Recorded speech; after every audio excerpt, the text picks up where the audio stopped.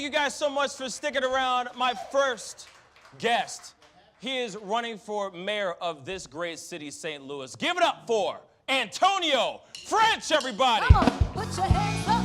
Hey, hey, put your hands up. Hey, hey. Late night with Pascal. Antonio French, everybody, make some noise. He's trying to change this city. Trying to. Trying to. That's right. No, it's better than saying trying. You are going to change things for this city, right? Well, I've been working for the last 10 years, and we made a big impact.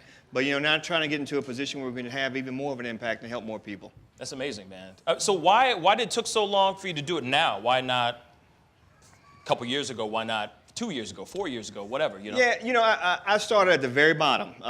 Back in 2008, I ran for the lowest office you can run for, which is a Democratic committee man. Oh, okay. And then the next year, I ran for alderman, and I've served on the Board of Aldermen for 8 years. In that time, I've learned a lot about how city government works. Right. I know where our problems are, and I'm prepared for the job. So you got to go through that preparation first, I think, to be ready for the job. So then I guess my question is, where are the problems then? Oh. In your opinion, where are the problems? Well, the number one problem facing the city of St. Louis right now is violent crime.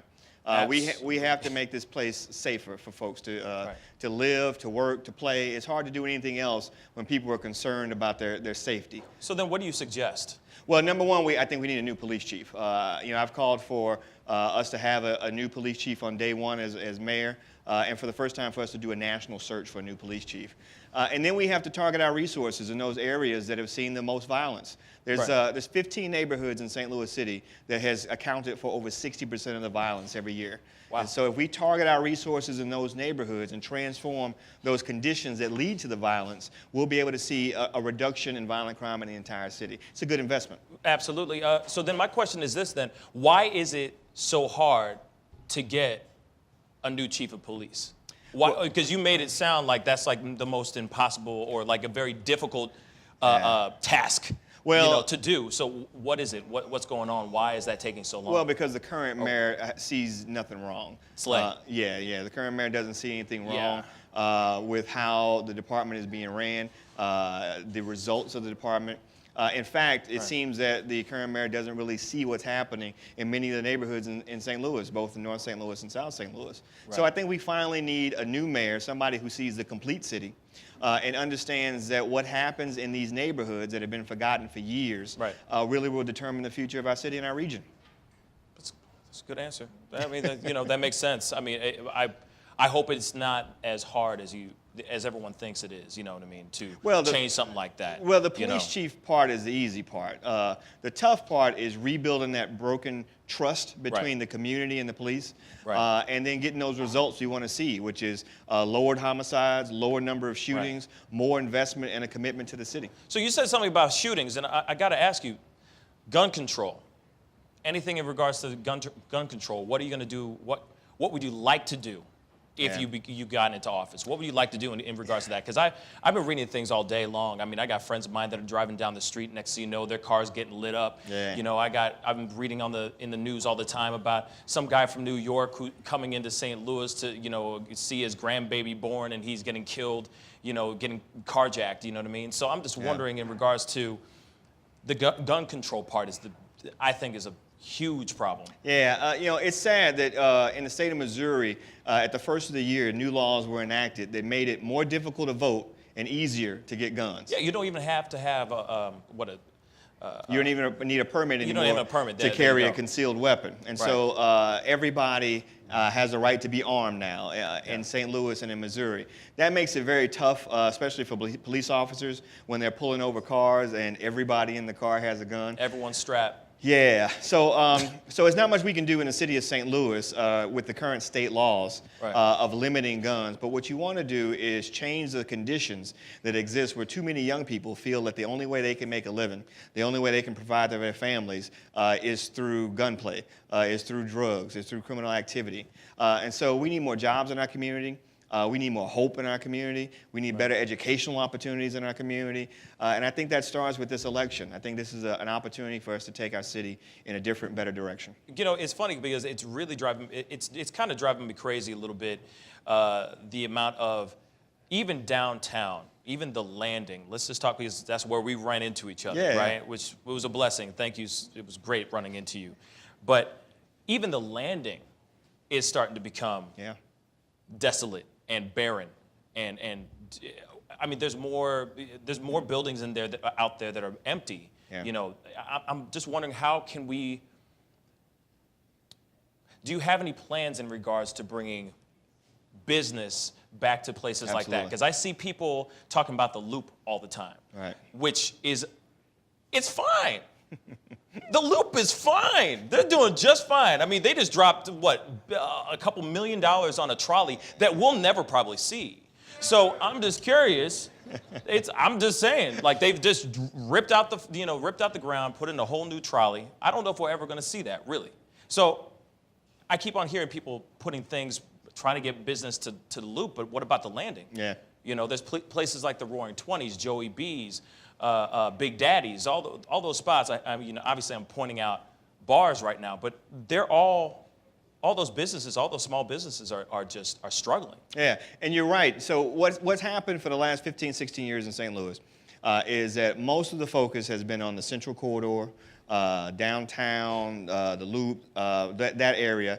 And Wash Avenue. Washington Avenue. Which is just fine, too, from what I've seen. And most of the incentives and the help have gone to the big guys, the big developers, the large organizations, the folks that give out big campaign donations. Right. That's where the attention has gone. But small businesses, the people that really build up neighborhoods, build up communities, have been forgotten.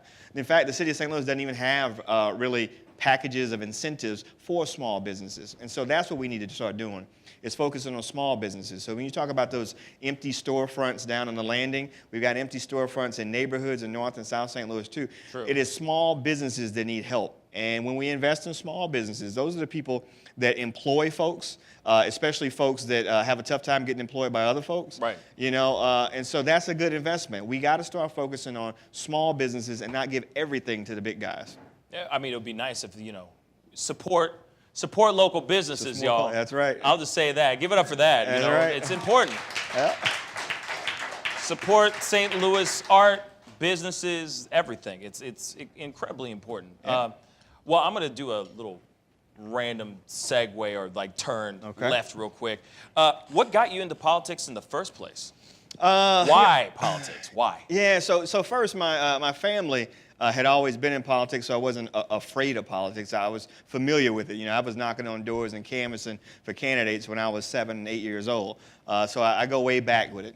Okay. But, when I graduated high school, born and raised right here in St. Louis, like many St. Louisans, I was like, I'm getting out of St. Louis, never coming back. Went away Famous last words for everybody. Right.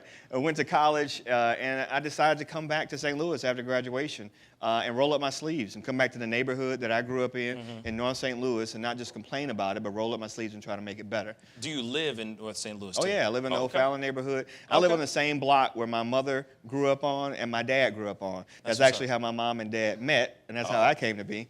So now I'm living on the same block with my wife and my little boy.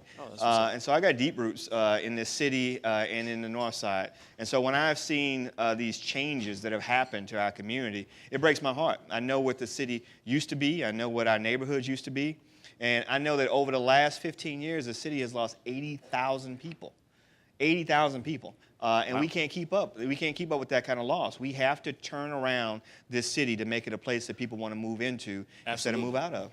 Yeah, absolutely. Yeah, so that's why I'm running. Wow. Okay. And this is your first time ever running? For mayor, absolutely. For mayor, I mean. Yeah, my first time. Yep. And what I've said is that if in my first term we cannot reduce the number of people shot or killed in St. Louis, I wouldn't seek a second term. Yeah, I saw that. I watched the entire debate. Oh, did you? Oh, absolutely. I know that. Are you close with Louis Reed? Yeah, I like Louis. Louis and I have been friends for some years.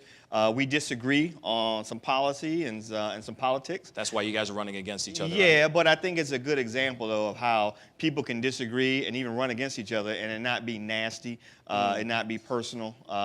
In light of everything that's going on in the national politics, I think it's refreshing to see people kind of having civil debate about the issues without Absolutely. throwing mud and calling each other names. Oh, okay. So you guys are being civil about it. We're being civil, yeah. Oh, that's good. That's always good. That's good. You know, We don't at get a least lot of that. y'all ain't like sitting on the toilet tweeting stuff. You know what I mean? Tweeting crazy stuff. So that's no good. toilet tweeting, no. No, that's dope, man. I mean, I wish you a lot of luck in this upcoming Appreciate it. election and all that. And you know, you got a good head on your shoulders. I was watching you guys, and literally, if you go through the feed on the Facebook Live, I'm like, I'm sitting there going, man, you know, French and Reed, they know what they're talking about. Right. Everybody else is kind of running in circles, you know.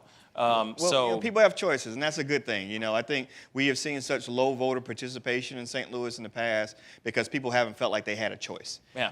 And you can't say that this time. You got a lot of choices, a lot of candidates, and so there's something for everybody. Absolutely. But you know, I'm making my case to everybody, and I think we need a mayor who understands the whole city, not just the nice parts, but understands what's happening in these neighborhoods, because that's where we have to do the work, and that's where we have to transform. Well, I wish you the best of luck. Antonio French, everybody, give it up.